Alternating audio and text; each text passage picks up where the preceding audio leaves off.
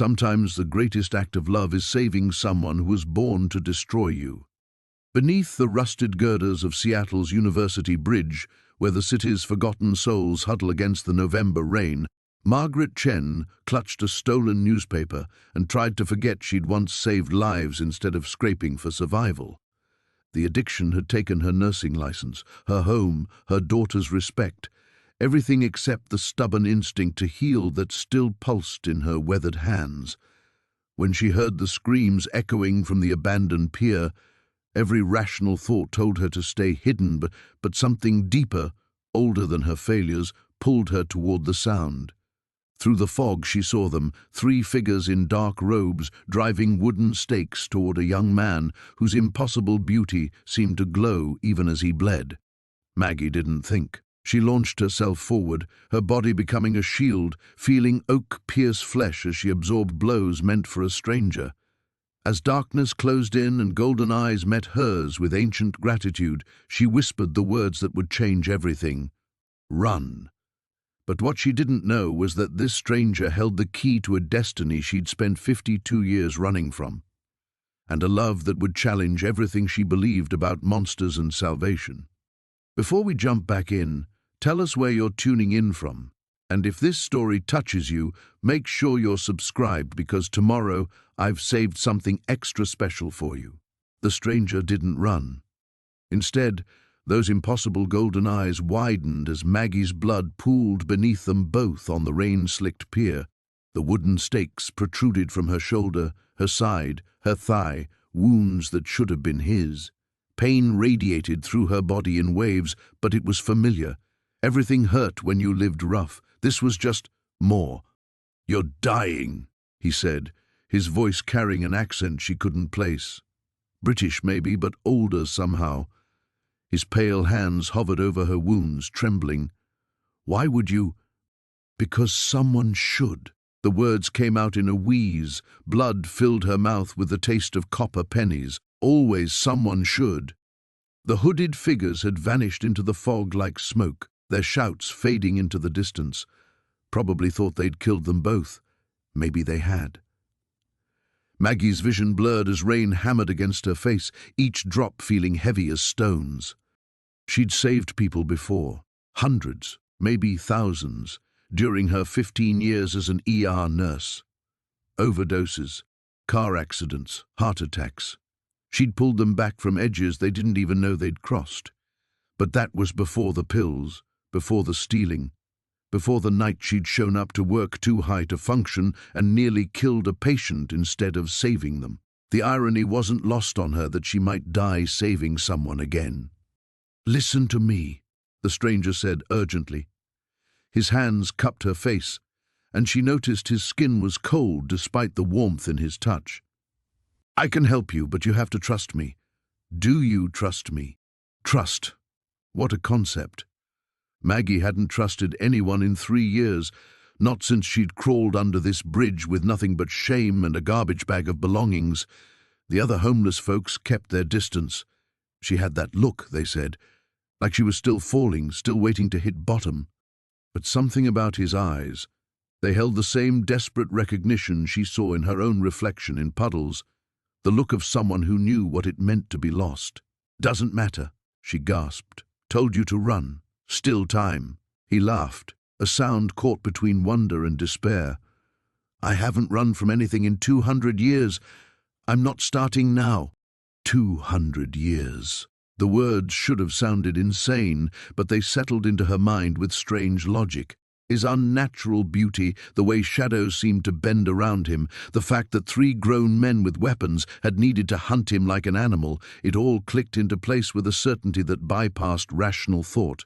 "Vampire," she whispered. "Yes. No shame in it, no apology, just acknowledgement. And if you let me, I can save you." "But Maggie," she started at the sound of her name. How did he know her name? "If I do this, everything changes. There's no going back." Going back to what?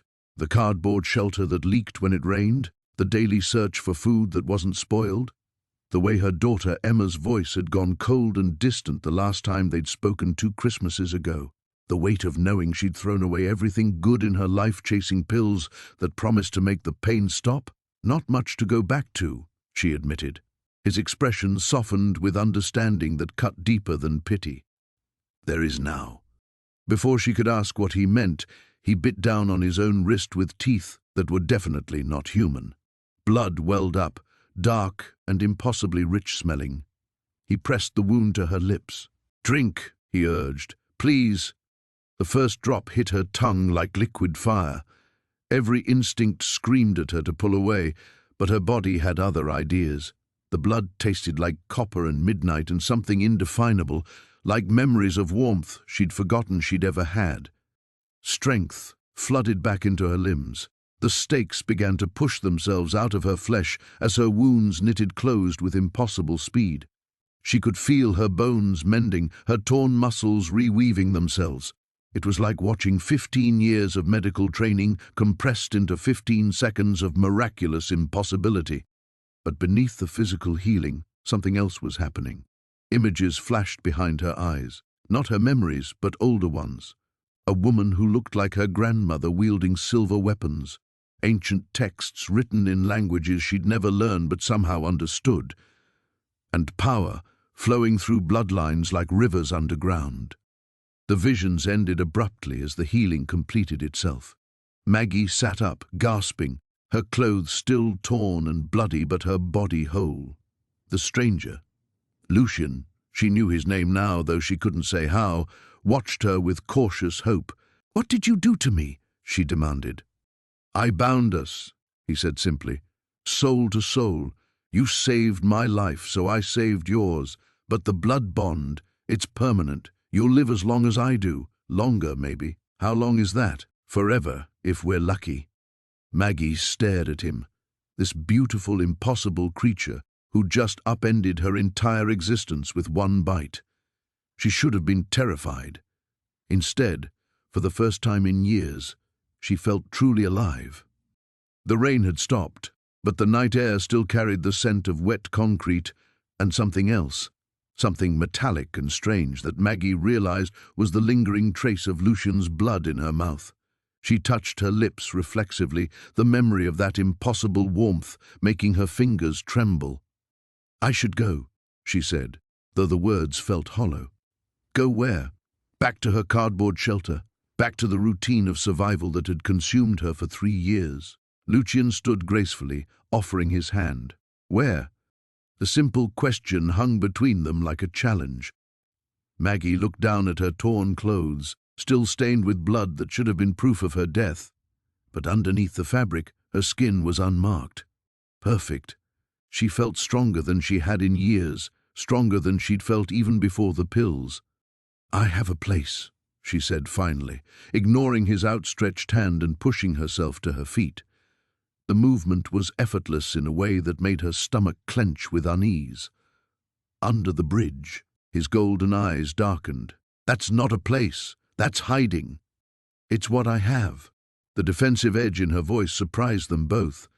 She'd stopped defending her choices long ago, stopped explaining why a registered nurse with 15 years of experience lived rough in one of Seattle's most expensive cities. But something about his judgment stung. "Now you have more." "I don't know what I have." Maggie wrapped her arms around herself, suddenly cold despite the unnatural vitality thrumming through her veins. "I don't know what this is, what you are, what I am now." Lucian's expression softened. "You're alive. That's enough for tonight." He melted back into the shadows before she could respond, leaving her alone on the pier with nothing but questions and the impossible evidence of her healed body. After a long moment, she made her way back to the familiar darkness under the university bridge. Her cardboard lean-to was exactly as she'd left it, a careful arrangement of flattened boxes and salvaged tarp that kept out most of the rain. Her few possessions lay scattered on the makeshift floor, a worn sleeping bag she'd found behind a camping store, 3 paperback novels with water-damaged pages, and a plastic bag containing the last remnants of her old life. Maggie sank down onto her sleeping bag and pulled out the bag with shaking hands. Inside, her nursing license, expired but still bearing the photo of who she used to be.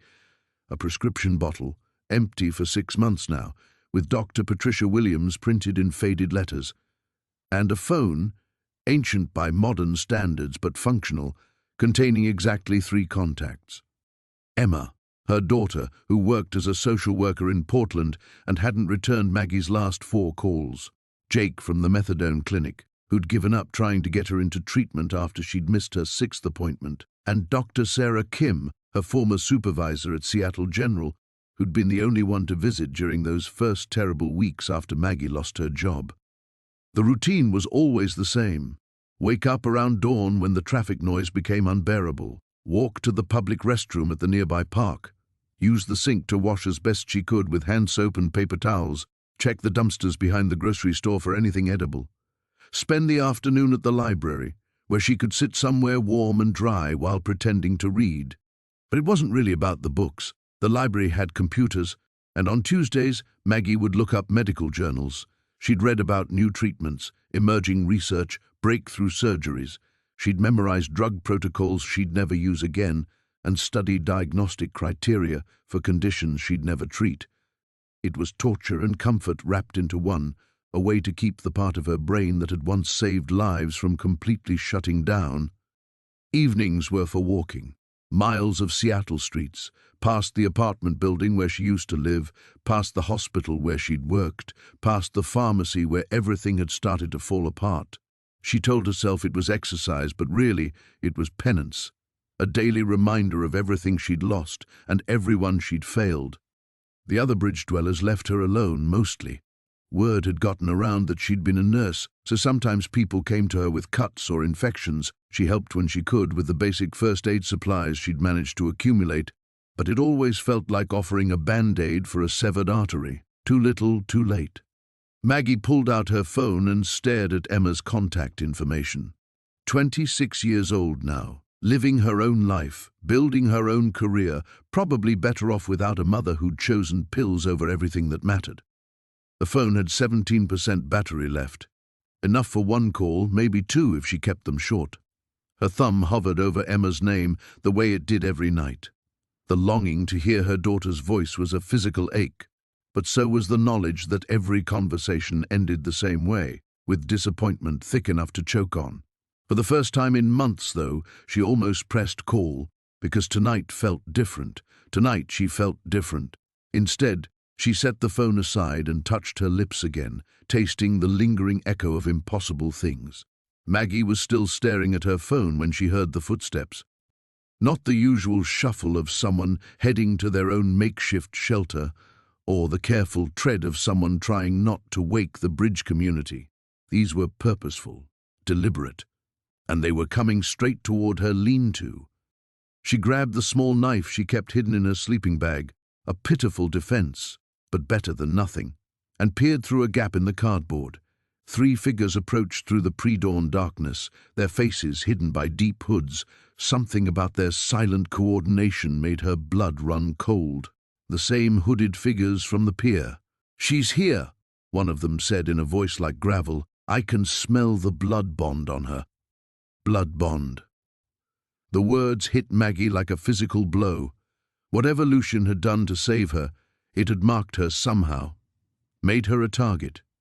She pressed herself against the concrete support beam, trying to become invisible, but it was too late. The cardboard wall of her shelter tore away like tissue paper, revealing the 3 hunters. Up close, she could see their faces in the yellow glow of the streetlights above, pale, angular, with eyes that reflected light like an animal's. "Margaret Chen," the tallest one said. It wasn't a question. Former nurse, current vagrant, new blood-bonded servant to the vampire prince. "I don't know what you're talking about," Maggie lied, gripping her knife tighter. The hunter smiled, revealing teeth filed to points. "The scent doesn't lie. You reek of his blood, of the bond that should never have been forged." They weren't human. The realization hit her with crystalline clarity as she noticed details her mind had been trying to ignore, the way shadows seemed to bend away from them, the predatory stillness of their movements, the cold that radiated from their bodies, despite the mild November night. "What do you want?" she asked. "To correct an error in judgment," another hunter said. The vampire prince saved something that should have been allowed to die. You're an abomination now, neither human nor vampire, but something in between, something that threatens the natural order. Maggie's mind raced. Whatever Lucian had done to her, these creatures saw it as an unforgivable transgression. But she felt the same as before, tired, broken, haunted by her failures. If she was transformed somehow, she couldn't sense it, except for the strength, the way her wounds had healed, the strange vitality that hummed beneath her skin. I never asked for this, she said. Yet you chose it, the third hunter spoke for the first time. When you threw yourself between our weapons and our target, when you drank willingly of his blood, you made your choice, Margaret Chen. The knife felt ridiculous in her hand now. These weren't ordinary attackers she could fight off with street-learned desperation. They moved like apex predators, and she was prey that had wandered too far from the herd. But then she remembered Lucian's golden eyes, the desperate gratitude in his voice when he'd said her name, the way he'd looked at her, like she was worth saving, worth binding himself to for eternity. Yes, she said, surprising herself with the steadiness of her voice. I did choose. The hunters exchanged glances that seemed to communicate volumes. Then you understand why you must die, the tall one said. They moved in perfect synchronization, faster than human reflexes should have allowed. But Maggie found herself moving too, rolling away from their grasping hands with speed that shouldn't have been possible. The knife flashed out instinctively, catching one of them across the forearm. Black blood hissed as it hit the concrete. The hunter stared at the wound in shock. She cut me. Impossible, another hissed. Humans can't. Maggie didn't wait to hear the rest. She ran. Her body responded like a finely tuned machine, legs pumping with supernatural endurance as she sprinted through the pre-dawn streets. Behind her she could hear pursuit, not footsteps now, but something that sounded like wings beating against the air. Her phone buzzed in her pocket. Without slowing, she pulled it out and answered, Maggie. Lucian's voice cut through her panic like a lifeline. I felt them near you. Where are you? Running, she gasped, turning down an alley she hoped would provide cover. They found me. They said I'm bonded to you, that I'm some kind of abomination. You're not an abomination. His voice carried fury she'd never heard before. You're mine, and I'm coming for you. I don't understand what's happening to me, Maggie said, pressing herself against a brick wall as shadows passed overhead. I'm stronger, faster. I hurt one of them. Silence stretched between them before Lucian spoke again, his voice carefully controlled. Meet me at the pier where we first met. And Maggie, trust what your body tells you. You're not the same person you were yesterday. Embrace it. The line went dead, leaving Maggie alone with the sound of her own heartbeat and the growing certainty that her life of hiding in the shadows was over. Maggie stared at her silent phone, Lucian's words echoing in her mind. Embrace it. Easy for him to say. He'd had 200 years to figure out what he was. She'd had about 6 hours, most of which she'd spent trying to convince herself none of it was real. The alley offered temporary shelter, but she couldn't stay here. Those things, hunters Lucian had called them, were still out there, still hunting her. She pressed her back against the brick wall and tried to think, but her mind kept fragmenting like broken glass. Trust what your body tells you. Her body was telling her to run, to find the deepest hole she could crawl into and never come out.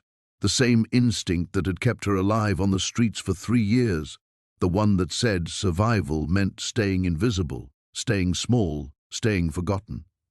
But another part of her, a part that felt new and strange and terrifyingly alive, wanted to fight. When she'd cut that hunter, when black blood had hissed against concrete, she'd felt something she hadn't experienced in years, power, the ability to protect instead of just endure. The pier. Lucian wanted to meet at the pier where this all started, where she'd made the choice to save a stranger and damn herself in the process. Her feet carried her toward the waterfront before her conscious mind agreed to go, muscle memory navigating Seattle's pre-dawn streets while her thoughts churned. What was she walking into? Lucian had saved her life, yes, but what did she really know about him beyond golden eyes and impossible beauty?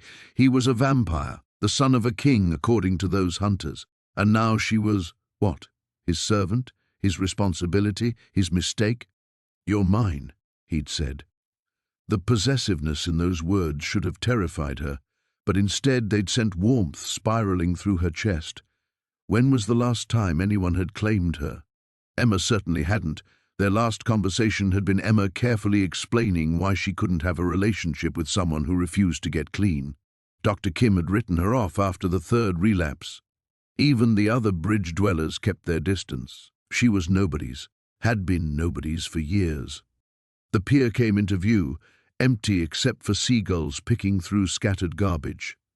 Maggie hesitated at the edge of the wooden planks, her enhanced hearing picking up sounds she'd never noticed before, the scuttle of crabs beneath the dock, the distant hum of early morning traffic, her own heartbeat loud as thunder in her ears.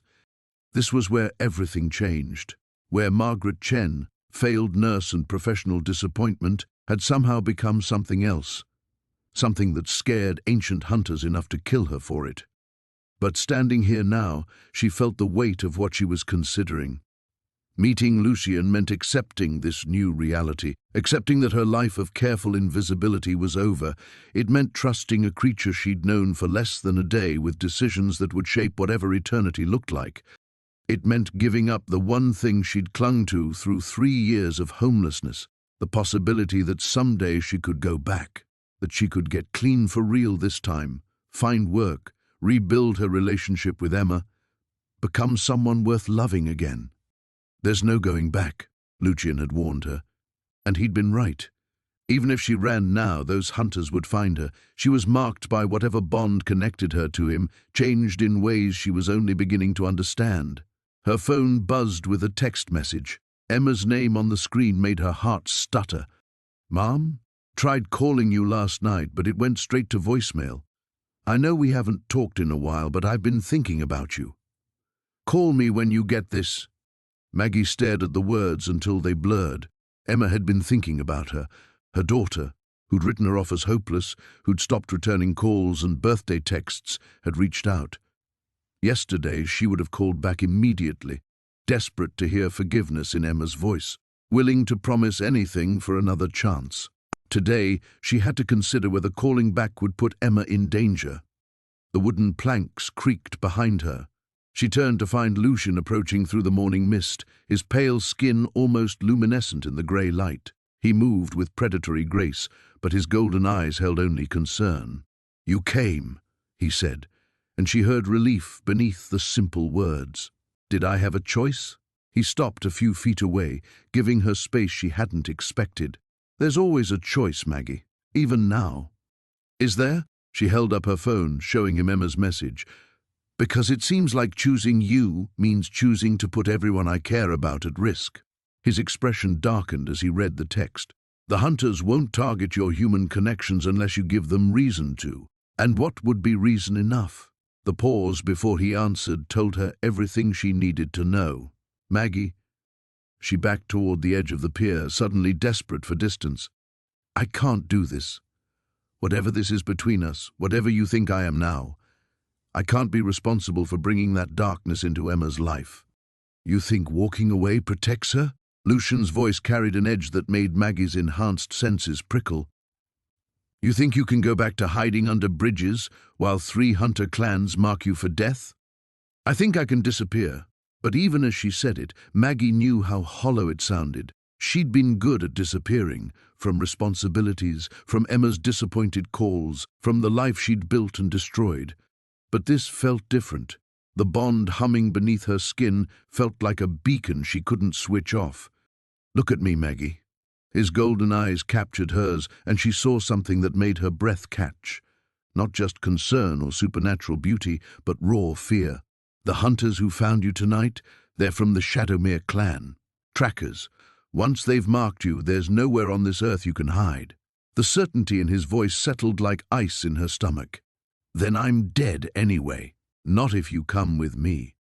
The words hung between them like a bridge she wasn't sure she could cross. Behind her, the familiar Seattle skyline glowed with morning light. The library where she'd spent countless hours, the hospital where she'd once saved lives, the streets where she'd learned to survive on nothing. Her world, small and broken as it was. Ahead of her stood a man who wasn't a man, offering protection she couldn't verify from enemies she didn't understand, offering a future she couldn't even imagine. "Come where?" she asked. "My father's court. The one place hunters can't touch you." Maggie laughed, a sound edged with hysteria. "Your father's court? The Vampire King?" She shook her head. 3 days ago, my biggest worry was whether the library would let me use the bathroom without buying something. Now you're asking me to meet vampire royalty. I'm asking you to live. Am I living?" The question tore itself from her throat before she could stop it. "Because from where I stand, it looks like I've traded one kind of hell for another. At least when I was just a junkie under a bridge, I was only disappointing myself." Lucian moved closer, close enough that she could see the inhuman steadiness of his breathing, the way shadows seemed to bend toward him. "You saved my life," he said quietly. "No one had ever done that before. In 200 years, no one had ever put themselves between me and death. Maybe they were smarter than I was. Or maybe they were too afraid to choose love over safety." The word hit her like a physical blow. "Love? You don't even know me. I know you threw yourself onto stakes meant for a stranger.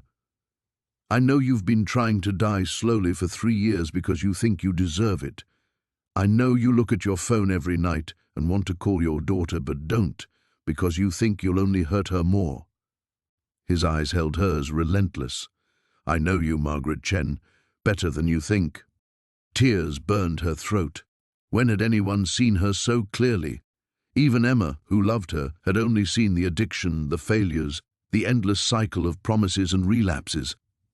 But this creature, this vampire prince, looked at her and saw something worth saving.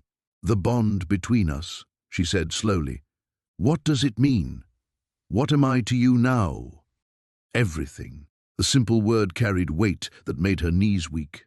"My blood runs in your veins. Your life is tied to mine.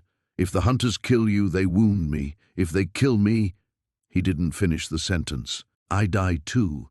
Yes." So there it was. The choice that wasn't really a choice at all. She could run and die alone, hunted by creatures from nightmares. Or she could step into a world she didn't understand, bound to a man who might be her salvation or her destruction. Her phone buzzed again. Another message from Emma. "I know you probably won't see this for a while, but I wanted you to know I'm proud of you. Jake from the clinic said you've been clean for 6 months. That's huge, Mom. Maybe we could get coffee sometime? I miss you." Maggie's heart shattered and reformed in the space of a heartbeat. Emma was proud of her. Emma missed her. Emma thought she'd been clean for 6 months, a lie Maggie had told Jake to keep him from worrying, but somehow it had reached her daughter like a gift. She looked at the message, then at Lucian's outstretched hand, then at the Seattle skyline that held everything she'd lost. "If I come with you," she said, "Emma can never know what I've become." Agreed. "And someday, when this is over, when the hunters are gone, I want the chance to see her again, even if I can't. Even if I can't be what I was, I swear it." Maggie closed her eyes, took one last breath of the life she was leaving behind, and placed her hand in his. The moment their skin touched, power surged between them, ancient, binding, irrevocable. There was no going back now. The world shifted the instant their hands connected.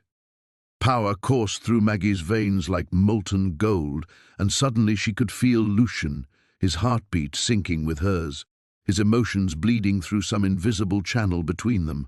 Relief, fierce protectiveness, and underneath it all, a loneliness so profound it nearly brought her to her knees. "What?" she gasped, but he was already pulling her away from the pier. "We have to go. Now." His voice carried new urgency. "The bond is fully active now. Every supernatural creature in the city will sense it." As if summoned by his words, shadows began moving in the distance. Not the hunters from before, something else, multiple somethings converging on their location with predatory intent. A sleek black car materialized from the morning mist, its engine purring with expensive precision. The driver's door opened, revealing a woman who looked to be in her 30s, with silver hair and eyes like winter storms. She moved with the same inhuman grace as Lucian, but something about her felt different, older, dangerous in a way that made Maggie's new instincts scream warnings. "Cutting it rather close, aren't we?" the woman said, her accent carrying traces of something European and ancient. Half the underworld felt that bond snap into place. "Elena," Lucian acknowledged, still gripping Maggie's hand. "This is the human who's caused such delightful chaos." Elena's gaze swept over Maggie with calculating assessment. Though human seems increasingly inaccurate. Maggie tried to speak, but the sensory overload was overwhelming. Through the bond, she could feel Lucian's wariness toward Elena, his careful trust layered with old tensions. And beyond that, she was becoming aware of Seattle itself in ways that defied explanation.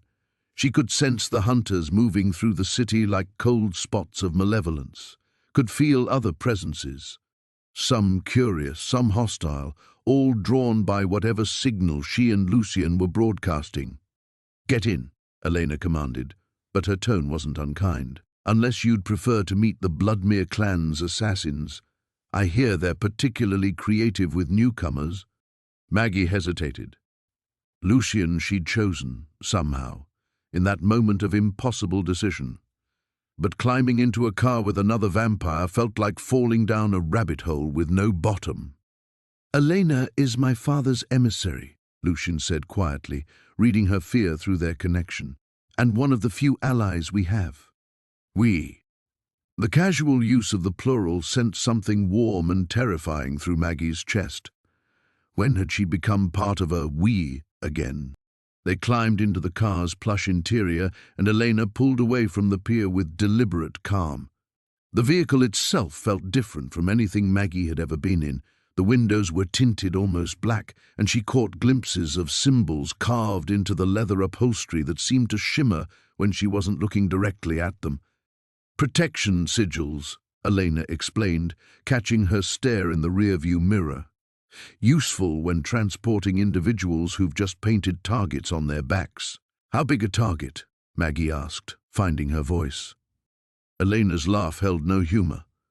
The last time a vampire bonded with someone outside the bloodlines was 1847. That person survived approximately 6 hours after the bond was completed. The weight of those words settled over the car like a shroud. Maggie felt Lucian's guilt spike through their connection, and she understood with sudden clarity that he'd known this. Had known exactly what he was condemning her to when he'd saved her life. "Why?" she asked him directly. "If you knew what would happen, why bond with me?" His golden eyes met hers, and she saw 2 centuries of careful isolation there. "Because in that moment, watching you bleed out from wounds meant for me, I couldn't bear the thought of existing without you." The raw honesty of it hit her like a physical blow. She'd spent 3 years convinced she was worthless, that the world would be better without her in it. But this ancient creature had looked at her, broken, homeless, forgotten Margaret Chen, and seen something worth damning himself for. "The court won't welcome you," Elena said matter-of-factly, navigating through increasingly unfamiliar streets. "Vampires are traditional, territorial. The idea of a human-born bondmate will challenge everything they believe about bloodline purity." "Then why are you helping us?" Maggie asked. Elena's eyes found hers in the mirror again, and for a moment something almost vulnerable flickered there. "Because I was human once too, a very long time ago, and because some bonds are worth protecting, regardless of the cost." The car began to climb, leaving Seattle proper for winding roads that cut through dense forest. Maggie watched the familiar city disappear behind them and felt the last threads connecting her to her old life stretching thin. Through the bond, she felt Lucian's certainty that they were heading towards safety. But she also felt something else, his fear that his father's court might demand a price for sanctuary that neither of them was prepared to pay. The forest closed around them like a living entity, ancient Douglas firs rising cathedral high on either side of the narrow road. Maggie pressed her face to the tinted window, watching Seattle's glow fade to nothing behind them. The bond with Lucian hummed stronger here, as if proximity to whatever lay ahead amplified their connection. Through it, she felt his growing tension, not fear exactly, but the careful wariness of someone approaching a battlefield disguised as home. "How long since you've been to court?" Elena asked, her eyes finding Lucian's in the rearview mirror. 37 years. The number hung in the air like an accusation. Maggie tried to process what that meant, that Lucian had avoided his own father for longer than she'd been alive. Through their bond she caught fragments of memory, marble halls echoing with whispered politics, golden eyes cold with disapproval, the suffocating weight of expectations he could never meet. "Your father knows we're coming," Elena continued, navigating a switchback that revealed glimpses of lights ahead through the trees. "He's intrigued by recent developments." "Intrigued," Lucian repeated, the word carrying bitter undertones. "I imagine he is." Maggie felt something crack open inside him, old wounds she didn't understand, but could taste through their connection. Pain layered with defiance and a bone-deep certainty that he would never be enough. The intensity of it made her reach for his hand without thinking, their fingers interlacing as if they'd done it 1,000 times before. The gesture sent comfort flowing both ways through the bond, and she saw his shoulders ease slightly. When had she become someone who offered comfort instead of needing it? The realization was as startling as everything else that had changed in the past few hours. "What should I expect?" she asked, as much to distract herself as to gather intelligence. "I mean, is there protocol for meeting a vampire king? Especially when you're—" she gestured helplessly at herself. "Bonded to his heir without permission?" Elena's tone carried dark amusement. "No, there's definitely no protocol for that." They crested a hill, and Maggie's breath caught. Below them, a mansion sprawled across a cleared valley like something from a fever dream. Not the Gothic monstrosity she'd expected, but something that seemed to shift between architectural periods. Classical columns bleeding into Art Deco lines, Victorian gingerbread trim giving way to stark modernist angles. Lights blazed from every window, and even at this distance, she could see figures moving through the illuminated rooms. "Welcome to Nightfall Court," Elena said softly. "Ancestral seat of the Western vampire houses." Through the bond, Maggie felt Lucian's complicated relationship with the place, love and resentment tangled so tightly she couldn't separate them. This was home, but it was also a cage he'd spent decades fleeing. "They're all going to want to know what you are," he said quietly. "The bond shouldn't be possible with a pure human, and yet here we are." Maggie flexed her fingers, watching shadows respond to her movement in ways that still felt impossible. "What am I becoming, Lucian? I don't know. The admission cost him something, but we'll figure it out together." Together. The word should have terrified her. She'd been alone for so long that partnership felt like a foreign language. But through their connection, she felt his absolute certainty that whatever came next, they would face it as a unit. For someone who'd spent 3 years convinced she was toxic to everyone she touched, the promise was intoxicating. Elena brought the car to a stop before massive iron gates that swung open without any visible mechanism. As they rolled up the circular drive, Maggie caught glimpses of other vehicles, some modern and expensive, others that looked like they belonged in different centuries entirely. A horse-drawn carriage sat beside a Tesla, both attended by figures in dark livery. "How many people live here?" Maggie asked. "Court is in session," Elena replied. "Representatives from all the major houses. They were already gathered for the winter conclave when news of your bond reached them."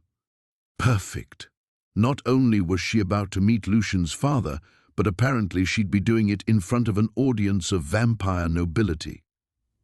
Maggie thought of Emma's text message, of the small pride in those words, and wondered what her daughter would think if she could see her now, climbing marble steps toward doors that looked heavy enough to crush a car, flanked by creatures who moved like deadly poetry. The doors opened before they reached them, revealing a foyer that defied physics. The ceiling soared impossibly high, lost in shadows that seemed to move independently. Tapestries lined the walls, some depicting scenes of court life, others showing battles that looked disturbingly real in the flickering torchlight. And there, waiting at the foot of a grand staircase, stood a man who could only be Lucian's father. He had the same golden eyes, the same predatory grace, but where Lucian carried careful isolation, this man radiated absolute authority. Power clung to him like expensive cologne. King Victor's gaze swept over Maggie with surgical precision, and she felt herself being weighed against standards she couldn't even comprehend. "So," he said, his voice carrying the weight of centuries, "this is the woman who's turned my court upside down." Maggie felt every eye in the vast foyer turned toward her. Through the bond, Lucian's protective instincts flared so intensely she could taste copper on her tongue. But she forced herself to stand straighter, drawing on the nurse who had faced down violent addicts in withdrawal, the woman who had survived 3 years on Seattle's streets. She might be out of her depth, but she wouldn't cower. "Your Majesty," she said, her voice steadier than she'd expected. "I'm Margaret Chen." A ripple of something, surprise, amusement, passed through the assembled figures. King Victor's eyebrows rose fractionally. Behind him, Maggie glimpsed faces that belonged in museums, pale, beautiful, and utterly inhuman. Some watched with curiosity, others with barely concealed hostility. "Indeed you are," Victor said, beginning to circle her with predatory grace. "The homeless addict who threw herself onto stakes meant for my heir. Tell me, Margaret Chen, what did you think would happen when you made that choice?" The question hit like a slap. Through their bond, she felt Lucian's anger spike, but his father's golden stare never wavered from her face. This was a test, she realized, not just of her worthiness, but of her ability to survive in a world where words could kill as efficiently as fangs. "I thought a young man was going to die," she said simply, "and I thought I might be able to stop it." How refreshingly direct. Victor completed his circle, coming to rest directly in front of her. No mention of destiny or fate or the irresistible pull of true love. Just pragmatism. "Love is a luxury," Maggie replied. "Saving lives is a responsibility." Something shifted in the Vampire King's expression. For a moment, the calculated authority slipped, revealing something almost impressed. Then the mask snapped back into place. "Walk with me," he commanded, turning toward a corridor that branched off from the main hall, alone. "Father." Lucian stepped forward, but Victor's raised hand stopped him cold. "Your bonded mate and I have much to discuss. Elena will see you to your old rooms." His tone brooked no argument. "You'll find them exactly as you left them." Maggie felt Lucian's reluctance through their connection, his fear that his father would test her in ways that might break something irreparable between them. But she also sensed his recognition that this moment was inevitable. Victor was not a man who shared power easily, and she represented a fundamental challenge to his authority over his heir. She squeezed Lucian's hand once, trying to project confidence she didn't feel, then followed Victor into a hallway lined with portraits of stern-faced vampires. The eyes seemed to track her movement, and she wondered how many of them were still alive, still watching from somewhere within these walls. 63, Victor said without turning around. "I'm sorry?" "Portraits of family members still in existence. You were wondering." He glanced back at her with amusement. "Your thoughts are quite loud, Margaret. A side effect of the bonding process. You'll learn to shield them eventually."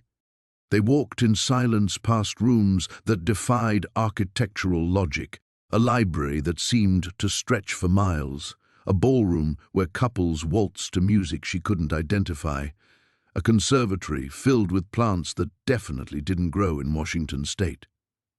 Through tall windows she caught glimpses of grounds that sprawled into darkness, dotted with structures that looked like they'd been transplanted from different eras entirely. Victor finally stopped before a heavy oak door marked with symbols that hurt to look at directly. He pushed it open, revealing an office that managed to be both intimate and intimidating. Floor-to-ceiling bookshelves held volumes that looked ancient enough to crumble at a touch. A fire crackled in an enormous hearth, casting dancing shadows across furniture that screamed wealth accumulated over centuries. "Sit," Victor commanded, settling behind a desk that probably cost more than most people's houses. Maggie remained standing. "I'd prefer not to." "Because you think it puts you at a disadvantage?" "Because I've spent the last few years learning that when powerful men ask you to sit, it's usually so they can more easily control the conversation." Victor's laugh was genuinely delighted. "Oh, I begin to understand what my son sees in you." He leaned back in his chair, studying her with new interest. "Very well. Stand if it pleases you. But understand this. You have entered a world where the wrong word can start wars that last centuries, where alliances are built on blood and broken by betrayal, where my son's very existence has been questioned since the day he was born because his power threatens the established order." The words hit like physical blows. Through the bond, she could feel Lucian's presence somewhere else in the building, but the connection felt strained, as if the distance or some property of this room was interfering with it. "And now," Victor continued, his voice dropping to something almost conversational, "he has bound himself to a human, not just any human, a broken addict with no family, no resources, no political value whatsoever. Do you understand what that means for his position? For his future?" Maggie's heart hammered against her ribs. "It means he chose love over politics. It means," Victor said, rising with fluid grace, "that he has given his enemies the perfect weapon to destroy him." The fire crackled in the silence that followed, each pop of burning wood like a gunshot in the tension-thick air. Maggie felt the bond with Lucian strain further, as if Victor's words themselves were driving wedges between them. "You think I'm going to break it off," she said, understanding flooding through her. "That's what this is about. You're hoping I'll realize I'm poison and walk away." Victor moved around the desk with predatory grace, each step deliberate. "I think you're intelligent enough to recognize reality when it's presented to you. The Bloodmere clan has already issued a formal challenge to Lucian's legitimacy. The Shadowborn House questions whether someone who bonds with humans can truly lead our kind. 3 other houses have withdrawn their support entirely." Each revelation hit like a physical blow. Through their weakening connection, she felt an echo of Lucian's anguish, not at his father's words, but at her hearing them. He'd known. Of course he'd known what their bond would cost him. "In the past 6 hours," Victor continued relentlessly, "my heir has lost half his political support. The vampire world is calling for a formal trial of his fitness to rule. Some are even suggesting that a bondmate who weakens him this significantly should be eliminated for the greater good." Eliminated. The word tasted like ash in her mouth. "You've been marked for death by at least 4 major houses. The Hunter clan see you as an abomination. Even among humans there are those who would kill you to prevent vampire-human bonds from becoming commonplace." Victor's golden eyes never wavered from her face. "Tell me, Margaret Chen, what has my son gained from binding himself to you that's worth destroying everything he's worked toward for 2 centuries? The question shattered something inside her chest. She thought of the life she'd built on the streets, small, careful, contained. She'd hurt no one there except herself. But now, just by existing, by accepting what Lucian had offered, she was destroying the future of someone she loved. The realization crashed over her like ice water. Somewhere between the pier and this moment, between his saving her and her understanding what it cost him, she'd fallen in love with Lucian, not with his power or his beauty or the escape he represented, but with the man who'd looked at her broken life and seen something worth preserving, and she was going to destroy him. "You see it now," Victor said softly, and there was something almost gentle in his voice. "The impossible position you've put him in. Lucian has never learned to choose himself over others. It's his greatest strength and his most dangerous weakness. Through the bond, she felt a sudden spike of alarm from Lucien. He was trying to reach her, but the connection kept fracturing, as if the room itself was designed to isolate her from his influence. "There is a way," Victor continued, returning to his chair. "A ritual that can sever a bond cleanly. Painfully, but cleanly. He would retain the political power to protect vampire kind. You would return to your human life with no memory of any of this. And if I refuse..." Victor's smile was sharp as a blade. "Then you'll watch him lose everything. His position, his family, quite possibly his life. The trial alone will take months, during which his enemies will grow bolder. The Bloodmere assassins are already moving. How long do you think either of you will survive when half the supernatural world wants you dead?" The fire seemed to dim, shadows creeping closer from the corners of the room. Maggie felt the weight of centuries pressing down on her, traditions and laws and blood-soaked politics she couldn't begin to understand. She was a homeless addict who'd been clean for barely 3 years. What had she been thinking? That she could exist in this world? "He'll fight you," she whispered. "Of course he will. That's why the choice can't be his." Victor leaned forward, and for the first time, she saw something like genuine emotion in his ancient eyes. "I have watched my son isolate himself for decades, rather than risk the pain of loss. You are the first person he's allowed himself to truly bond with. If you ask him to choose between love and duty, he'll choose love, and it will destroy us all." Through their fragmenting connection, she felt Lucien's growing panic. He was trying to reach the office, but something was stopping him. Guards, maybe, or barriers she couldn't understand. Their bond was dissolving like sugar in water, leaving her more alone than she'd felt since the night she'd lost her license. "The ritual can be performed tonight," Victor said quietly, "before the other houses arrive for the formal challenge, before this becomes a war that decimates our people." Maggie closed her eyes, thinking of Emma's text message, of the pride in those simple words. Would her daughter still be proud if she knew what Margaret had cost the man who'd saved her? "How long do I have to decide?" she asked. Victor's smile was answer enough. The silence stretched between them like a blade.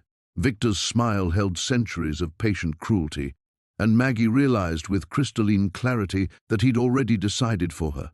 This wasn't a negotiation, it was a countdown to an inevitable conclusion. But as she stared into those golden eyes so like Lucien's, something shifted inside her chest. The bond might be fracturing, but fragments of memory were surfacing with it. Not her memories, older ones, inherited and buried so deep she'd never consciously accessed them. A woman with her face kneeling before a vampire lord, silver blade gleaming in candlelight. The Chen bloodline pledges eternal service to the night courts. In exchange for power over the undead, we bind our daughters' to your protection. Victor's expression changed as he watched her face. "What are you remembering, Margaret?" The memories came faster now, each one hitting like a physical blow. Generations of women bearing stakes blessed with vampire blood, children trained from birth to hunt the very creatures they served, a sacred contract written in blood and betrayal. "My great-grandmother," Maggie whispered, Mei Lin Chen. "She didn't just hunt vampires, she hunted for vampires." "The Chen Pact," Victor breathed, and for the first time since she'd met him, the Vampire King looked genuinely shaken. "It was dissolved in 1943 when your bloodline was believed extinct." Extinct, because we broke faith.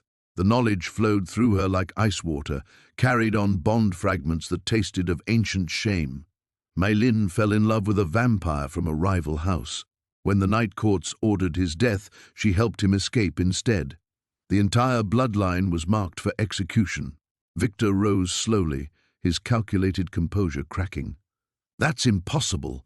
The records show what my family wanted them to show." Maggie's voice grew stronger as the inherited memories crystallized.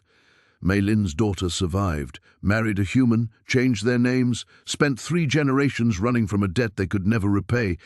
Through the weakening bond, she felt Lucien's shock as the revelations reached him. But there was something else, recognition, He'd known pieces of this. The bond shouldn't have been possible with a pure human because she wasn't pure human. The addiction, she said, understanding flooding through her. It wasn't just trauma, it was the hunter blood trying to surface, the power seeking an outlet I didn't understand. Victor's laugh was sharp with disbelief. You're telling me that I've been negotiating with the last heir of the most legendary hunter bloodline in vampire history, that my son has bonded with exactly what I was always meant to bond with, Maggie finished. A vampire of royal blood. The pact specified the terms, didn't it? Chen hunters served the night courts until one proved worthy of binding with the throne itself. The room seemed to shrink around them. Victor's carefully constructed argument was crumbling as centuries-old prophecies rewrote themselves in real time. The bond with Lucien flared back to life, stronger than ever, carrying his fierce joy at understanding what she truly was. You want to know what your son gained? Maggie stepped closer to Victor's desk, and shadows responded to her movement in ways that finally made sense. He gained the alliance that was promised 4 centuries ago. The hunter bloodline that was bred specifically to serve vampire royalty. The power that your enemies have been trying to prevent since before either of us was born. Victor's golden eyes widened as the political implications hit him. The Bloodmere challenge becomes invalid if you're Chen-born. The old treaties specifically protect any vampire who completes a Chen bond, Maggie said, the inherited knowledge flowing through her like liquid fire. Lucien didn't weaken himself by binding to a homeless addict. He fulfilled the most sacred contract in vampire lore. Through the bond, she felt Lucien's presence growing stronger, felt him breaking through whatever barriers had been containing him. But she also sensed his fear, not for himself, but for what this revelation would mean for her. Chen hunters didn't survive long once their heritage was known. Victor stared at her with something approaching awe. Do you understand what you've just done, the power you've claimed? I understand that I'm not walking away, Maggie said firmly. And I understand that your son's enemies just became mine by right of blood and bond, and a debt 4 generations in the paying. The office door burst open, and Lucien strode in with Elena close behind. His golden eyes found Maggie immediately, relief and love and fierce protectiveness blazing through their restored connection. Father, he said, his voice deadly calm, I believe you have something to reconsider. Victor looked between them, his ancient mind clearly racing through the political ramifications. When he smiled, it was sharp as a blade, but no longer aimed at her. Indeed I do, he murmured. The night courts are going to be very interested to learn that the Chen bloodline has returned to claim its birthright. The weight of revelation hung in the air like smoke from the crackling fire. Maggie felt the inherited memories settling into her consciousness, 4 generations of hidden truth finally finding their home. Through the bond, Lucien's emotions crashed over her, relief, fierce pride, and an undercurrent of protective fury that made her teeth ache. The night courts, Victor repeated, his voice carrying a note she'd never heard before. Not quite respect, but something approaching it. They'll convene within the week once word spreads, every major house, every ancient bloodline. His golden eyes fixed on Maggie with calculating intensity. They'll want proof. Elena stepped forward, her usually composed expression showing cracks of amazement. The Chen Pact, I thought it was legend. Something the old ones whispered about to frighten rebellious younglings. Legend has a way of becoming necessity when the crown is threatened, Victor said dryly. He moved to one of the towering bookshelves, running his fingers along leather spines until he found what he sought. The volume he withdrew looked older than countries, its binding held together by more than physical threads. Lucien crossed to Maggie's side, his presence both comfort and anchor, as power she didn't understand continued to unfurl in her bloodstream. Are you all right? He murmured, his hand finding hers. She almost laughed. I went from homeless addict to the last heir of vampire hunters in about 10 minutes. I'm not sure all right covers it. The awakening isn't complete, Victor said, setting the ancient book on his desk with reverent care. Chen blood requires activation. a formal claiming of heritage in the presence of vampire nobility. His smile turned predatory. Fortunately, the Bloodmere delegation arrives at dawn, perfect timing for a demonstration. Through the bond, Maggie felt Lucien's sudden alarm. "Father, if you're planning to use her as a political weapon—" "I'm planning to use her as exactly what she is," Victor interrupted. "The fulfillment of our oldest alliance, the answer to challenges that have been building for decades." He opened the book, pages rustling like dried leaves. "But first, she needs to understand what she's inherited." Ancient text flowed across yellowed pages, written in languages that shifted and changed as Maggie watched. But somehow, impossibly, she could read every word. The knowledge rose from her blood like a tide, carrying with it the weight of centuries. "My great-grandmother wasn't just a hunter," she whispered, understanding flooding through her. She was bred for this. Generations of careful bloodline management, preparing for the day when vampire royalty would need an unbreakable alliance. "The Chen line carried modified vampire essence," Elena said, her voice hushed with something approaching awe. "Not enough to turn them, but sufficient to allow bonding with our kind. They were living bridges between species." Victor nodded approvingly. "The most successful hunter-servants in our history, immune to most vampire powers, capable of wielding blessed silver without harm, and absolutely loyal to whichever royal house claimed their bond." His expression darkened. "Until your great-grandmother chose love over duty, and doomed her bloodline to exile," Maggie finished. The inherited shame was a physical weight in her chest. 3 generations of women who carried this power and never understood why they felt hollow. "Why they turned to substances that numbed the calling," Lucien said quietly, understanding flooding through their connection. "Your addiction wasn't weakness, Maggie. It was your blood crying out for the bond it was designed to form." She thought of her mother, dead at 45 from a heroin overdose. Her grandmother, who drunk herself into an early grave. A pattern of women trying to fill a void they couldn't name because they'd been cut off from their purpose. "The activation ritual," Victor continued, turning pages with careful precision, "requires the formal acknowledgement of 3 vampire houses and the willing acceptance of royal bondmate status." He looked up at her with something that might have been approval. "Given the political situation, we'll have witnesses aplenty. And if the awakening goes wrong?" Maggie asked, though she suspected she didn't want the answer. "Chen blood is volatile when activated," Elena admitted reluctantly. "The power can consume those not strong enough to channel it properly. There have been failures." Through the bond, she felt Lucien's protective instincts flare. "There has to be another way, something that doesn't risk." "There is no other way," Victor said firmly. "Half-awakened Chen blood makes her a target for every enemy we have. They'll sense what she is, but not how powerful she could become. She'll be seen as weakness rather than strength." His golden eyes met Maggie's directly.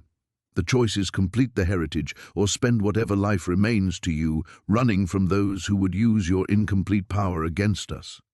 Maggie felt the truth of it in her bones. The inherited memories carried whispers of what happened to Chen descendants who never fully claimed their birthright.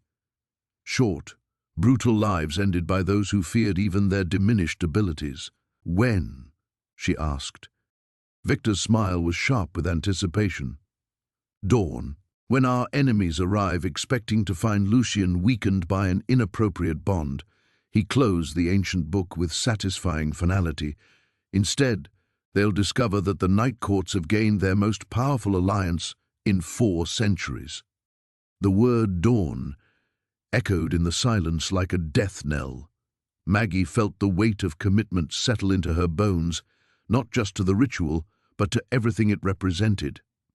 She was choosing to step fully into a world that had already marked her for death, choosing to become something her own bloodline had fled from for generations. Through the bond, Lucien's emotions crashed over her in waves, pride tangled with terror, love edged with desperate protectiveness. He understood what she was committing to, perhaps better than she did herself. "The consequences," Maggie said, her voice steadier than she felt. "I need to know all of them." Victor's expression grew grave. A fully awakened Chen bonded to vampire royalty becomes a target for every enemy of the Night Courts. Your power will make you invaluable, and therefore incredibly dangerous to those who oppose us. He moved to the window, gazing out at the pre-dawn darkness. The Bloodmere House isn't the only threat. There are hunter clans who view Chen blood as an abomination, vampire houses who see your existence as a challenge to the natural order. And if the ritual fails? Elena asked quietly. Then she dies, Victor said with clinical detachment. And Lucian's bond is severed by death rather than choice. He retains his political position, but the alliance we desperately need dies with her. The brutal honesty should have terrified her. Instead, Maggie felt something like relief. After years of living in the grey spaces between life and death, there was something almost comforting about a choice with such clear stakes. There's something else, she said, inherited memories surfacing like bubbles in dark water. The Chen awakening. It doesn't just activate my power, it activates. She looked at Lucian, seeing understanding dawn in his golden eyes. That's why the original pact was so valuable. Chen blood doesn't just serve vampire royalty, it amplifies it. Victor turned from the window, sharp interest replacing his calculated calm. Explain. The bond works both ways, Maggie continued, the knowledge flowing through her like inherited instinct. A fully awakened Chen doesn't just gain power over the undead, she becomes a conduit for her bonded mate's abilities. Mei Lin could channel vampire strength, speed, even limited shape-shifting. She paused, feeling the truth of it resonate through the connection she shared with Lucian. In return, her vampire lord gained access to abilities that had been dormant for centuries. Lucian's hand tightened on hers as understanding flooded their bond. The old stories about vampire kings who could walk in sunlight, who were immune to silver. He looked at his father with dawning realization. They all had Chen bondmates. Indeed. Victor's smile was sharp with anticipation. The Bloodmere delegation expects to find a weakened prince burdened by an inappropriate attachment. Instead, they'll face a royal heir whose power has been awakened to levels not seen in 400 years. The weight of political maneuvering pressed against Maggie's consciousness, but underneath it, she felt something simpler and more terrifying. The consequences weren't just about vampire politics or ancient bloodlines. They were about the choice to stop running from what she was, to stop letting addiction and shame define her existence. I've spent 3 years learning to choose recovery over escape, she said quietly. This feels like the same choice on a scale I never imagined. Elena stepped forward, her expression uncharacteristically gentle. Recovery is about reclaiming your life from forces that would destroy you. This is about reclaiming your heritage from the same kind of destruction. Through the bond, Maggie felt Lucian's fierce agreement, but also his fear. Not fear of the political consequences or the enemies arrayed against them. Fear that she was choosing this path for him rather than for herself. I need to know, he said aloud, his voice carefully controlled, that you're not doing this because you think I need saving. She turned to face him fully, letting all her newfound certainty flow through their connection. I'm doing this because I've spent 52 years feeling like I was missing some essential part of myself. Because every time I helped someone as a nurse, every time I chose sobriety over oblivion, every time I pulled someone out of the river under that bridge, I was trying to fill a void I couldn't name. She reached up to touch his face, feeling the subtle, inhuman coolness of his skin. I'm not doing this to save you, Lucian. I'm doing this to finally become who I was always meant to be. Victor cleared his throat, breaking the moment. Dawn approaches faster than you think. The ritual requires preparation, and our guests will arrive expecting immediate answers to their challenges. His golden eyes held a glimmer of what might have been approval. I suggest you both prepare for the awakening, and for the war that will likely follow. As if summoned by his words, Maggie felt the first stirrings of approaching dawn through the bond, felt the subtle shift in vampire energy that marked the coming light. Soon, she would either claim her birthright or die in the attempt. Either way, she was done running. The ancient ritual chamber lay 3 levels beneath Victor's study, carved from stone that predated Seattle's founding. As they descended through passages that seemed to exist outside normal architecture, Maggie felt the weight of centuries pressing down on her shoulders. The Chen blood in her veins responded to this place, recognizing something that had been built specifically for ceremonies like the one she was about to undergo. "The Bloodmere delegation arrived an hour ago," Elena reported, her voice echoing off the stone walls. "Lady Bloodmere herself leads them, along with representatives from houses Blackthorn and Ravencrest. They're eager to witness what they expect will be your humiliation." Victor's laugh was soft and dangerous. "They'll witness an awakening instead, the first Chen activation in 4 centuries. He pushed open massive iron doors that groaned with age. "I suspect their eagerness will transform into something quite different." The chamber beyond took Maggie's breath away. Concentric circles of silver and obsidian were carved into the floor, ancient symbols that seemed to shift and writhe in the flickering torchlight. At the center lay a raised dais surrounded by channels cut deep into the stone, channels that gleamed with what looked suspiciously like dried blood. "This is where they performed the original Chen bondings," Lucian said quietly. His hand, finding hers as inherited memories, made her sway on her feet. "Where your ancestors chose service over independence." Through the bond, she felt his attempt to mask his terror. The ritual wasn't just dangerous for her. If the awakening went wrong, the backlash could destroy them both. But underneath his fear lay something stronger, absolute faith in her strength. "The process is simple in concept," Victor explained, moving to light braziers that filled the chamber with smoke that smelled of sandalwood and copper. "You stand at the center while representatives of 3 vampire houses formally acknowledge your heritage. The Chen blood responds to the recognition, awakening powers that have been dormant since your great-grandmother's exile." He paused, his golden eyes meeting hers directly. "The execution is somewhat more challenging."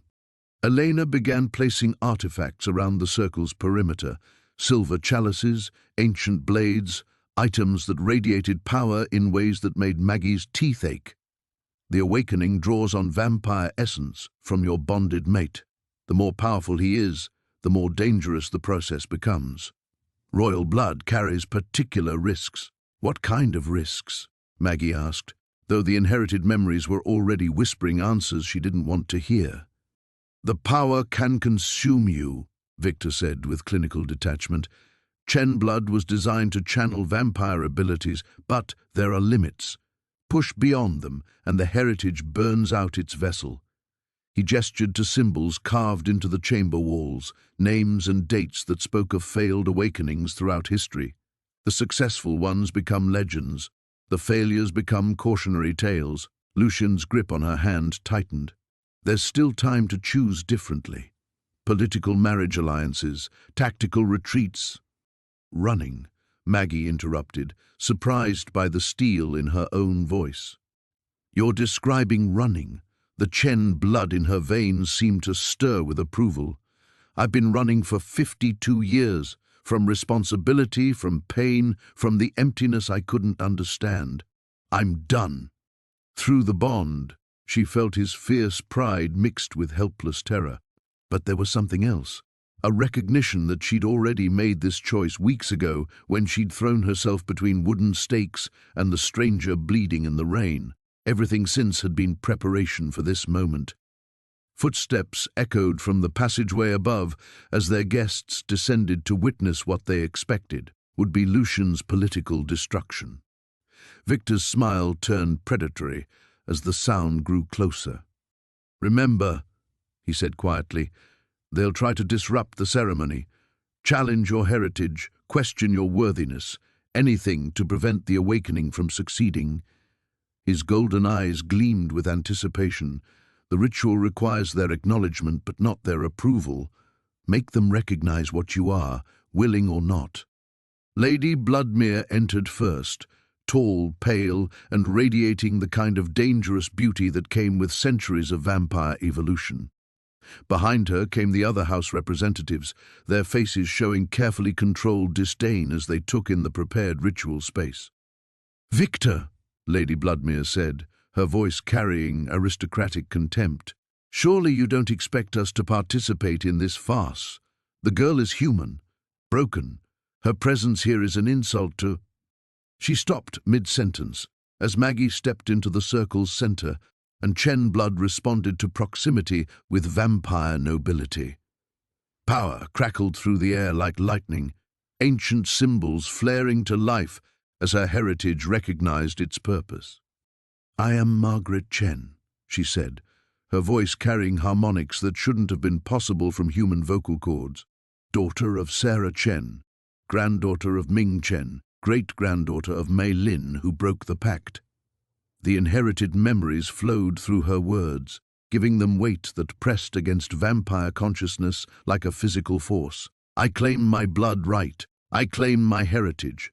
I claim the bond that was promised 4 centuries ago." The chamber erupted in silver fire as the awakening began.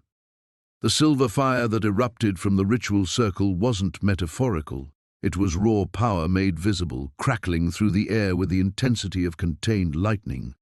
Maggie felt it surge through her veins like molten metal, the Chen blood responding to centuries of dormant purpose finally awakening. Lady Bloodmere staggered backward, her aristocratic composure cracking as the power washed over her. "Impossible!" she hissed, but her voice carried the edge of fear now. The Chen line was broken, corrupted beyond what? Maggie's voice cut through the chaos, amplified by forces that made the stone walls resonate like struck bells. The inherited memories flooded through her consciousness, not just knowledge now, but lived experience. She could feel her great-grandmother's defiance, her grandmother's unspoken grief, her mother's desperate attempts to fill the void where heritage should have been. Beyond your understanding, beyond your control. The power building in the chamber pressed against every vampire present like a physical weight. Representatives from houses Blackthorn and Ravencrest exchanged glances that spoke of calculations rapidly being revised. This wasn't the broken human they'd expected to mock into submission. Through the bond with Lucien, Maggie felt his own transformation beginning. The Chen awakening wasn't just activating her dormant abilities, it was unlocking vampire powers that had been restricted for generations. His golden eyes blazed with light that should have been impossible in the depths of the underground chamber. "Stop this," Lady Bloodmere commanded, but uncertainty flickered behind her words. "I refuse to acknowledge—" The silver fire pulsed, and Maggie felt something snap into place inside her consciousness. Ancient knowledge flooded through her, not just the history of her bloodline, but its purpose. She understood now why Chen descendants had been so valued, why their exile had weakened vampire royalty for centuries. "You don't have a choice," she said, stepping forward as power crackled around her like visible static. "The awakening doesn't require your permission, it requires your recognition, and you've already given it." Lady Bloodmere's eyes widened as she realized the trap. By responding to Maggie's presence, by acknowledging her claim to Chen heritage even in denial, she'd provided the formal recognition the ritual demanded. Ancient magic didn't care about willing participation, only about supernatural acknowledgement. The representative from House Blackthorn, a pale man whose age was impossible to gauge, stepped forward with predatory grace. "Even if the Chen blood awakens," he said, his voice carrying centuries of cold calculation, "you're still nothing more than a broken addict playing at nobility. Royal blood or not, Lucien has bound himself to weakness. That was his mistake." The insult hit Maggie like a physical blow, but instead of shame, she felt something else entirely. Rage. Not the desperate fury of addiction or the helpless anger of homelessness, but the clean, focused wrath of someone who'd finally understood her worth. The silver fire around her flared white-hot. "Weakness?" The word came out laden with power that made every vampire in the chamber flinch. "You think surviving 52 years of addiction is weakness? You think pulling myself out of that river every day instead of letting it take me is weakness?" The inherited memories surged through her voice, adding the weight of generations. "You think choosing recovery, choosing help, choosing to save a stranger bleeding in the rain, you think those are acts of weakness?" The Chen blood in her veins roared its approval. This was what her bloodline had been designed for, not servitude but partnership, not submission, but strength that amplified and supported vampire nobility while remaining uniquely fiercely human. Through their bond, she felt Lucien's power spike to levels that made Victor take a sharp breath. The awakening was working both ways, her heritage recognizing and amplifying abilities that had been dormant in vampire royal blood for 4 centuries. "I am Margaret Chen," she declared, her voice now carrying harmonics that made the stone walls sing. "I am 3 years sober. I am a nurse who saved lives even when I couldn't save my own. I am the woman who took 4 stakes meant for the man I love." The power reached a crescendo that made every vampire present step backward. "I am done apologizing for what I am." Lady Bloodmere's face had gone stark white, not with aristocratic pallor, but with genuine fear. The awakening was beyond anything she'd expected, beyond anything the historical records had suggested was possible. This wasn't just a Chen restoration, it was an evolution. "And I am Lucien, son of Victor, heir to the Night Courts." Lucien's voice joined hers, his own power blazing to match the silver fire surrounding them, bonded by choice to the strongest woman I've ever known. Let anyone who questions that bond face what we've become together. The challenge hung in the air like a blade. This was the moment. Fight or flee. Accept the new balance of power or declare war against it. Lady Bloodmere looked around the chamber, taking in the transformed dynamics, the awakened power, the absolute certainty radiating from both Maggie and Lucien. When she spoke again, her voice carried the weight of political calculation. "Perhaps," she said carefully, "the Chen alliance deserves reconsideration." But Lady Bloodmere's careful words carried the subtle poison of vampire politics, and Maggie's awakened heritage recognized the trap hidden within apparent conciliation. Reconsideration meant negotiation. It meant terms and conditions, bargaining chips and political maneuvering that would reduce her transformation into another tool for noble houses to wield. "No," Maggie said, the silver fire around her pulsing with finality. Through the bond, she felt Lucien's sharp surprise, then growing understanding as her determination flowed into him. "There's no reconsideration, no alliance, no political arrangement that makes this acceptable to you." The representatives exchanged glances heavy with centuries of diplomatic experience. They'd expected either submission or a power grab they could contain through traditional channels. Outright rejection of the entire system wasn't something their calculations had prepared for. Victor stepped forward, his own political instincts clearly alarmed. "Maggie, perhaps we should discuss—" "The cost," she interrupted, inherited memories crystallizing into terrible clarity. "I understand the cost now." The Chen blood sang with recognition as she finally grasped what the ritual had been showing her. This awakening isn't just about power. It's about becoming something that can't exist peacefully in your world. Lady Bloodmere's eyes narrowed. "Explain yourself."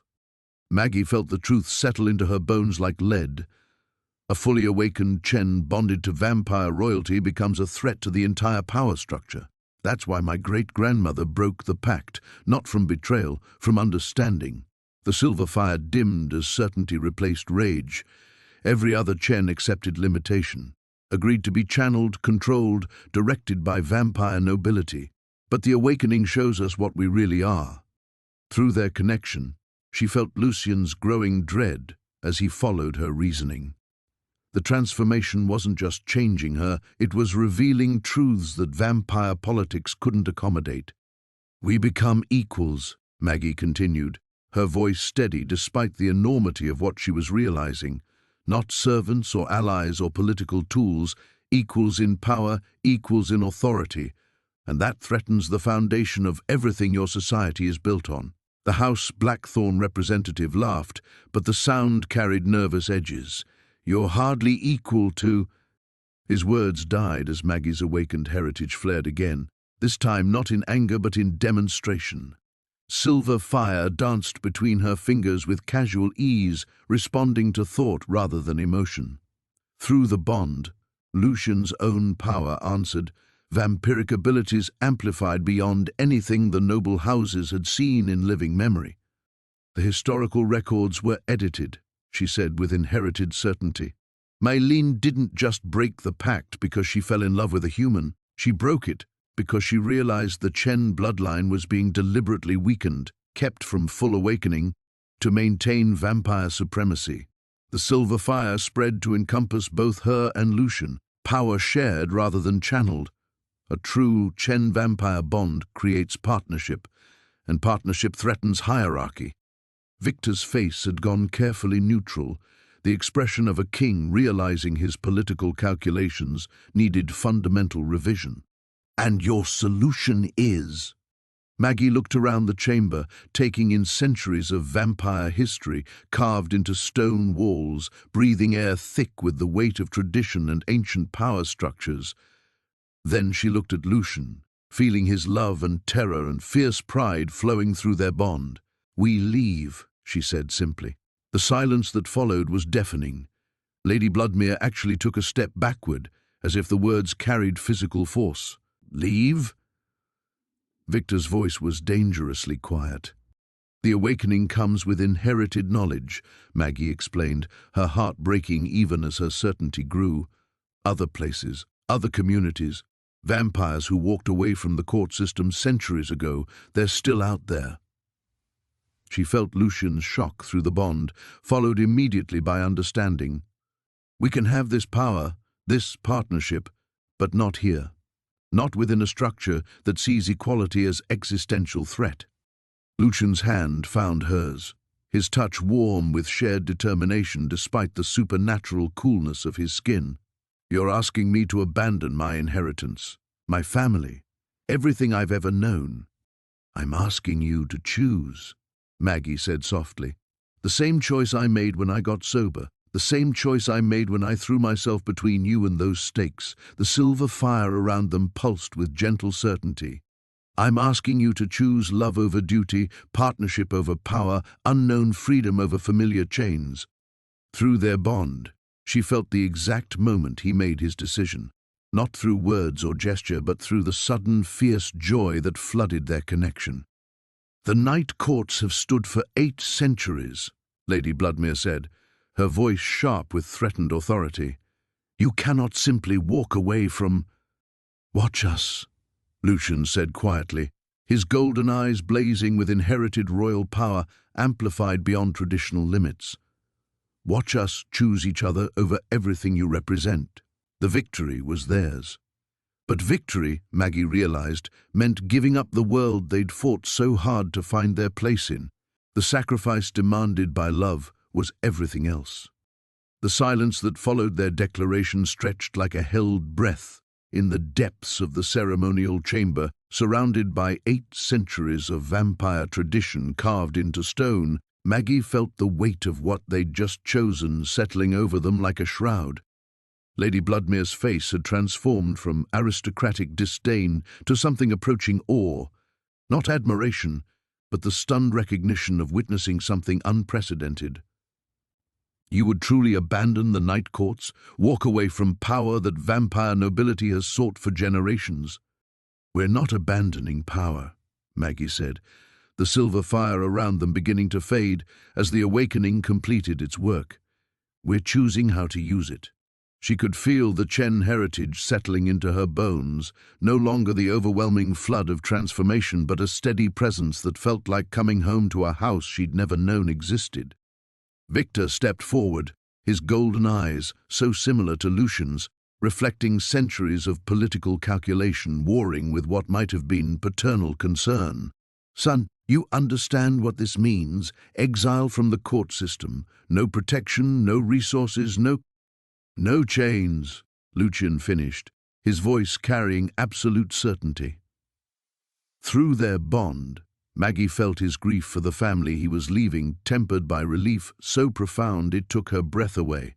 "Father, I've spent 3 centuries trying to fit into a role that was designed to diminish what we could become together." He gestured to the fading silver fire that still danced between his and Maggie's clasped hands. "This partnership, this equality, It's what the Chen-vampire bond was meant to be before politics corrupted it. The representative from House Ravencrest, who had remained silent throughout the confrontation, finally spoke. The precedent you're setting is dangerous. If others follow your example, then maybe the night courts will have to evolve, Maggie interrupted, surprised by the steel in her own voice. The inherited memories whispered of other exiles, other vampires who had walked away from the rigid hierarchy rather than accept its limitations. Maybe other people will choose love over political convenience. Would that really be so terrible? Lady Bloodmere's laugh was sharp as broken glass. You naive child. You think love is enough to survive in a world where vampire politics determine life and death? Where territorial disputes can span decades and grudges outlast human civilizations? Her pale eyes glittered with cruel amusement. Your great-grandmother thought the same thing. Look how that ended. The words hit Maggie like a physical blow, but instead of doubt, they brought clarity. You're right, she said quietly. Love isn't enough. That's why we're not just choosing love. We're choosing to build something new, something that doesn't require political submission or aristocratic approval. The Chen blood in her veins hummed with inherited purpose. My great-grandmother failed because she tried to work within your system. We're walking away from it entirely. Through their bond, she felt Lucien's fierce agreement mixed with anticipation that bordered on euphoria. He'd carried the weight of vampire political expectations for 3 centuries. The sudden prospect of freedom was intoxicating. Victor's expression shifted. Political calculation giving way to something more personal. Where will you go? The independent vampire communities are scattered, hidden. Some haven't had contact with outsiders for generations. Lucien smiled, and for the first time since Maggie had known him, the expression carried no shadow of duty or obligation. The awakening comes with knowledge, remember? Locations, contacts, safe passages that the court system has forgotten. He squeezed Maggie's hand, their combined power creating sparks of silver light. We'll find our place. The chamber fell quiet except for the distant sound of rain against stone, the same rain that had been falling the night Maggie threw herself between wooden stakes and a bleeding stranger. It felt like a lifetime ago, though she could still remember the exact moment she'd chosen to act instead of walking away. Every decision since had led to this moment. Lady Bloodmere gathered her dignity around herself like armor. Very well. If you insist on this folly, the night courts will not pursue you. Consider yourselves exiled by mutual agreement. Her voice turned glacial. But understand, there will be no return, no reconciliation. You choose this path, you walk it alone. We won't be alone, Maggie said, feeling the truth of it through their bond. We have each other, and that's more than enough. The vampire nobles departed in silence, their footsteps echoing through stone corridors that seemed suddenly empty of threat. Victor lingered, his ancient face showing emotions too complex for words. Be careful, he said finally, addressing both of them but looking at Lucien. Freedom has its own dangers. After he left, Maggie and Lucien stood alone in the chamber where everything had changed. The ritual circle was dark now, but the air still hummed with residual power from the awakening. They'd won their freedom, claimed their partnership, defied 8 centuries of vampire tradition, and in the morning they would disappear into a world that suddenly felt infinite with possibility. 6 months later, Maggie stood beneath the university bridge where her old life had ended and her new one began. The familiar smell of damp concrete and urban decay should have triggered a cascade of memories. The cardboard shelter, the constant hunger, the way rain had felt like punishment rather than cleansing. Instead, she felt only a quiet sense of completion, as if she were visiting a museum dedicated to someone she used to be. The transformation was more than supernatural. Where addiction had once carved hollow spaces in her chest, purpose now resided with steady weight. The Chen heritage hadn't erased her past, it had integrated it, showing her how every moment of suffering had built the strength needed to take 4 stakes and live. Her 3 years of sobriety had become the foundation for something larger, the discipline to wield power without losing herself to it. Strange being back. Lucian's voice carried warmth that would have been impossible in the formal chambers of the night courts. 6 months of freedom had changed him too, the rigid posture of vampire nobility replaced by something more relaxed, more fundamentally his own. "Different," Maggie said, watching early evening joggers pass overhead on the bridge walkway.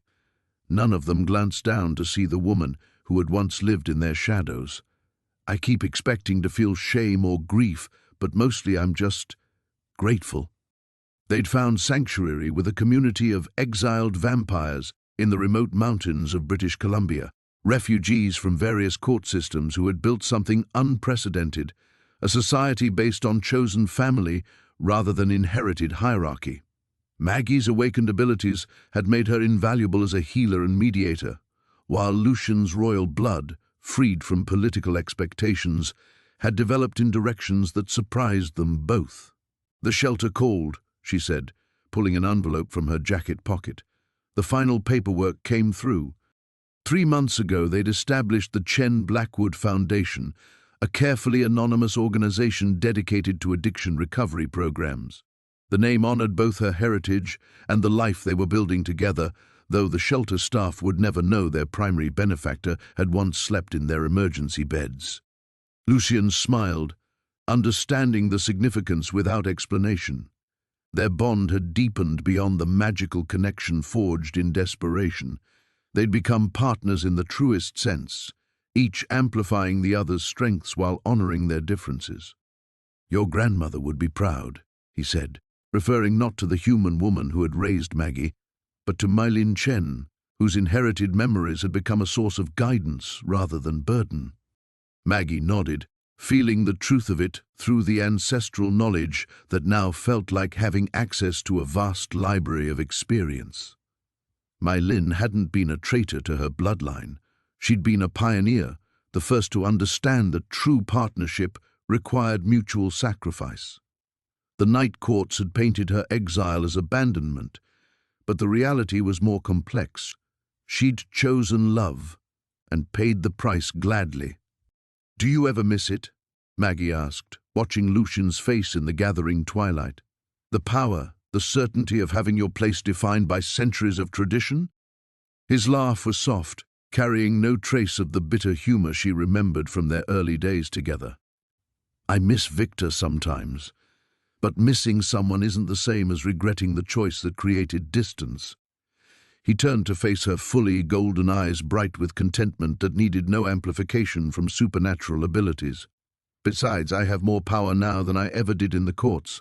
Power to choose our path, our purpose, our definition of family."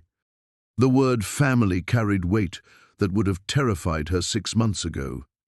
Addiction had taught her that love was something to be hoarded, protected, used sparingly lest it run out. The awakening had shown her a different truth. Shared power grew rather than diminished. Partnership strengthened rather than depleted the people within it. A text message buzzed on her phone. Marie from the recovery group, checking in with news that one of their members had reached 6 months sober. Maggie typed back congratulations, smiling at how her old life and new one could intersect without conflict. She was still Margaret Chen, who attended Nene meetings and celebrated recovery milestones. She was also the awakened descendant of an ancient bloodline, bonded to vampire royalty, wielding power that could reshape supernatural politics. The contradiction no longer felt impossible, it felt complete. "Ready to head home?" Lucian asked, offering his arm with courtly grace that had become affection rather than obligation. Maggie took one last look at the bridge supports, where she'd once built shelter from storms that felt endless. Then she turned toward the future, toward a cabin in mountain wilderness where their community was, planning expansion, toward research projects that could revolutionize addiction treatment, toward a partnership that grew stronger with each challenge they faced together. "Ready," she said, and meant it with every cell of her transformed but fundamentally unchanged heart.